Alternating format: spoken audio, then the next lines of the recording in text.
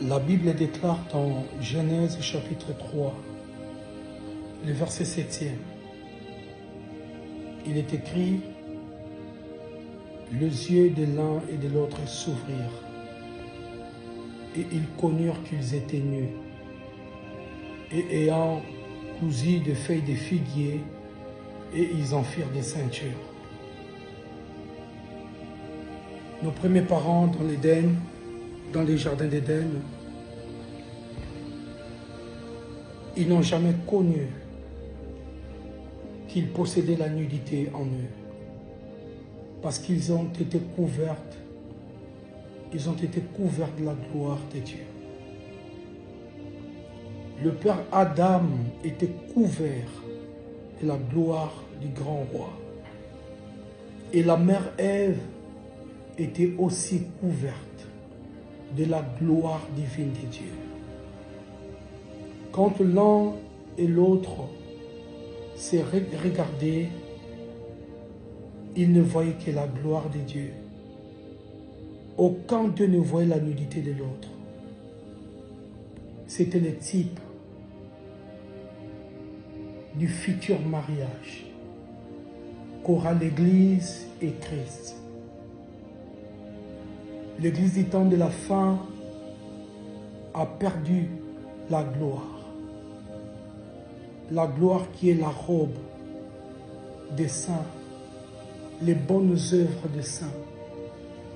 Soon very soon, très bientôt, très bientôt, l'Église revêtira encore la gloire. Il y aura une robe qui sortira des pupitres. Et la robe en question, j'appelle ça la robe parole. Cette robe se déferlera, revêtira l'Église par les prédicateurs.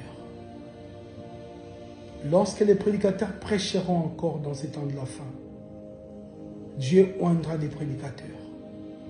Et ceux qui entendront la voix et le son de la trompette se verront les robes le revêtir, afin que la nudité de l'Église soit cachée. La mère Ève, le type de la future Église céleste, était revêtue de gloire avant le péché. C'est le péché qui révèle la nudité. Ces passages de Genèse 3:7 qui dit: les yeux de l'un et de l'autre s'ouvrirent, et ils connurent qu'ils étaient nus, et ayant cousu de feuilles de figuier, et en firent des ceintures, révèle trois choses. La première des choses, lorsqu'un saint est sur le point d'aimer, il ne doit pas aimer selon la chair.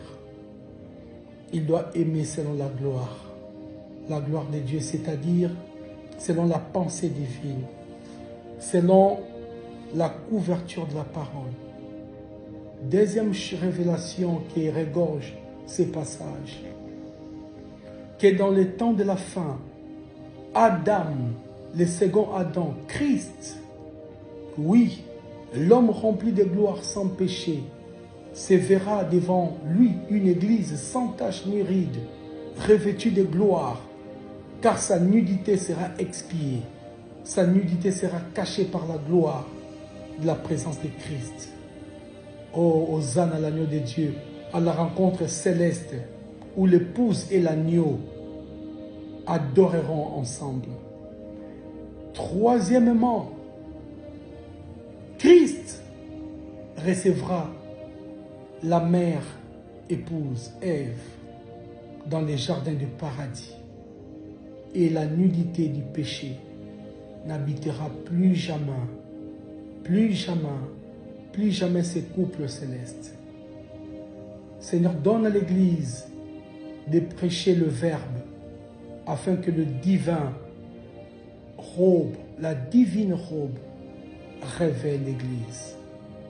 Nous avons hâte, Seigneur, de voir ta robe descendre sur l'Église, que la nudité mondaine nous soit cachée, et que les prédicateurs, les enfants de Dieu, ne regarde plus par la chair, mais qu'il regarde au-delà de l'humanité. Que nous regardons les âmes, non selon la chair, mais selon l'esprit.